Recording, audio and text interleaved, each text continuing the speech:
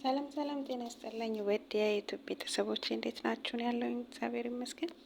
ዛሬ እስቲ አብረን እራት እንስራ።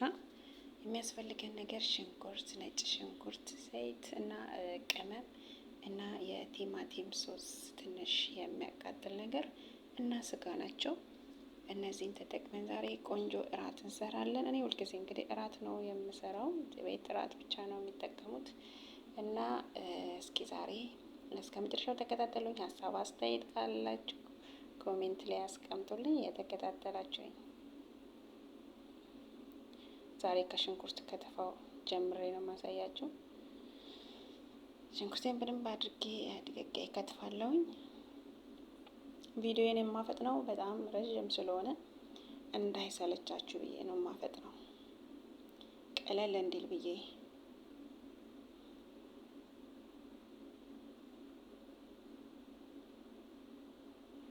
ሽንኩርት እኔ በነገራችን ላይ ያበዛለሁ፣ እነሱ አይፈልጉም። እኔ ግን ሽንኩርት በጣም ብዙ ነው የምከትፈው። እንደዚህ እንዲሆን አይፈልጉም እነሱ።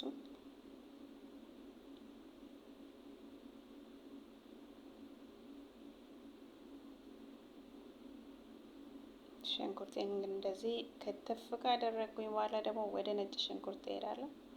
ነጭ ሽንኩርቴና ጅንጅብል አንድ ላይ እወቅጣለሁ በደንብ አድርጌ አድቅቄ።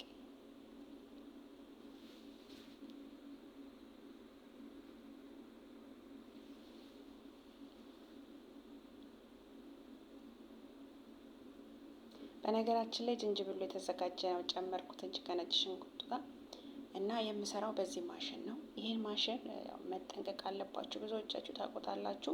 በጣም አደጋ የሚያደርስ ማሽን ነው። ብዙ ልጆችን አበላሽቷል። ብዙ ልጆች ህይወት እልፈት ሆኗልና በተጠነቀቁ ጥሩ ነው። የምትጠቀሙ ልጆች በደንብ ማወቅ አለባችሁ እንዴት እንደምትጠቀሙት። በመጀመሪያ ዘይቴን አድርጌ እንግዲህ ሽንኩርቴን አቁላላለሁ እና ይሄን ማሽን በጣም መጠንቀቅ አለባችሁ። እኔ ራሴ በጣም እየፈራሁት ነው። አሁን የተላመድ ነው እና አይቼ ነበር የሆነች ልጅ አደጋ ደርሶባት ሳውዲ ላይ በዚህ ማሽን እና በጣም እፈራዋለሁ።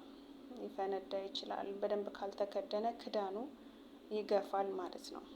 ሽንኩርቴን ትንሽ ካቁላላሁኝ በኋላ ሁልጊዜ እንደማደርገው ትንሽ እርድ ጨምራለሁ። እኔ እርዴን አድርጌ በደንብ አቁላላለሁ ሽንኩርቴን። እንደምታዩት ሽንኩርቱ እየበሰለልኝ ነው። ማሽኑ በጣም ፈጣን ነው።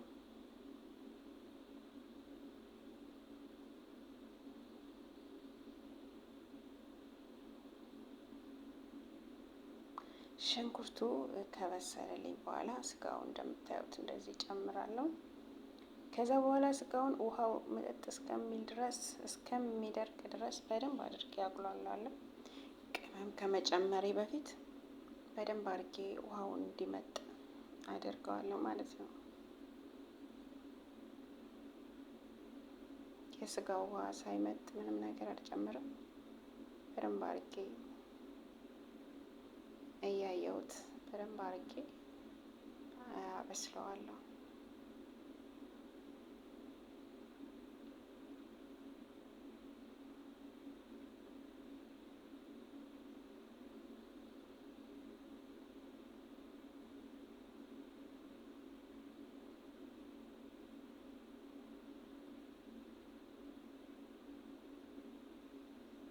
በአንድ እጅ ይዞ መስራት በጣም ከባድ ነው። በጣም ከባድ ነው። በጣም ከባድ ነው። ምንም አይመችም፣ ግን ግድ ነው። ምንም ማድረግ አይቻልም። በጣም ነው የሚከብደው። በአንድ እጅ ካሜራ ውስጥ እያየሁ ወደዛ ለማቁላላት በጣም ተቸግሬ ነበር። እንደዚህ አድርገን ውሃው እስከሚመጥልን ካቁላላሁት በኋላ ነጭ ሽንኩርትና ጅንጅብል ጨምራለሁ እና እሱንም በደንብ አድርጌ አቁላላዋለሁ ከስጋው ከሽንኩርቱ ጋር። ጅንጅብልና ነጭ ሽንኩርቱን በደንብ ካቁላላው በኋላ ነው፣ ስለፈጠነ ነው እንጂ እንደገና ይሄን ቅመም እጨምራለሁ።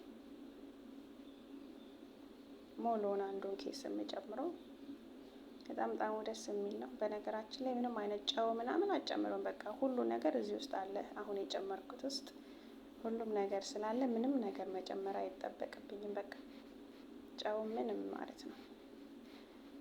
ይሄ ነገር ደግሞ ተዘጋጅቶ ያለቀለት ነገር ነው። ብዙ መብላላት አይፈልግም።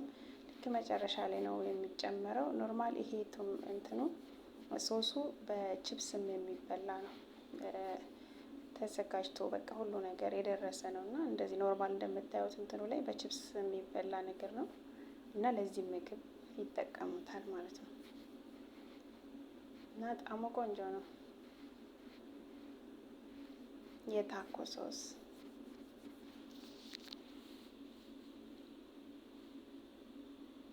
በነገራችን ላይ ዘይት ብዙ አልጠቀምም። እኔ ዘይት አላበዛም፣ ዘይት ስለማይፈልጉ እኔም ዘይት አልወድም። ዘይት አልጠቀምም ምግብ ላይ ብዙ። እንደምታዩት አሁን ለ50 ደቂቃ አድርገዋለሁ፣ ዘግቼ ያስቀምጠዋለሁ ማለት ነው። አበስለዋለሁ። እዚህ ጋር ነው በደንብ የማዘጉት ከሆነ በጣም ከባድ ነው። እንደምታዩት ከ50 ደቂቃ በኋላ በጣም ስጋውም ሁሉም ነገር በስሎልኛል። እንደነገርኳችሁ ዘይት አልጠቀምም ብዙ፣ እነሱም አይፈልጉም፣ እኔም ዘይት አልወድም። ስለዚህ ዘይት ብዙ የለውም የኔ ምግብ ማለት ነው።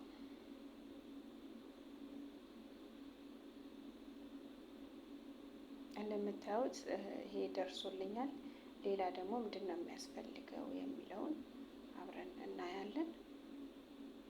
ሌላ የሚያስፈልገኝ አቮካዶ፣ ቀይ ሽንኩርትና ቲማቲም እንደ ሁልጊዜው ሁሌም ነው ይሄን የምሰራው። እንደዚህ አድርጌ እሰራለሁ። ከዛ አንድ ላይ በደንብ አድርጌ ያቀላቅለዋለሁ። ከዛ በኋላ እንደምታዩት ሰላጣ፣ ኖርማል ሰላጣ፣ ቲማቲም፣ ኪያር እና ከስ ነው ኖርማል የከተፍኩት። ሌላ የተለየ ነገር የለውም። እነዚህን አዘጋጃለሁ። ከዛ በቆሎ አለ ያሳየዋችሁ ስራ በቆሎ እቀቅላለሁ ማለት ነው። እና የሚያስፈልጉት ነገር እነዚህ ናቸው እላችኋለሁ። ልክ እንደዚህ በጣም ያማረ ቆንጆ እራት መብላት ትችላላችሁ። ስለተከታተላችሁኝ በጣም አድርጌ ነው የማመሰግናችሁ። እና ሀሳብም አስተያየት ካላችሁ ኮሜንት ላይ አስቀምጡልኝ። ስለምታበረታቱኝ፣ ስለምሰጡኝ አስተያየት ከልብ አድርጌ ነው የማመሰግነው። ሀሳብ አስተያየት ካላችሁ ኮሜንት ላይ አስቀምጡልኝ። ስለምሰጡኝ አስተያየት ከልብ እውነት ነው ብላችሁ ከልቤ ነው የማመሰግነው። እንግዲህ ሁላችሁም ሞክሩት። እራትም ሆነ ምሳ እንግዲህ ይሆናል።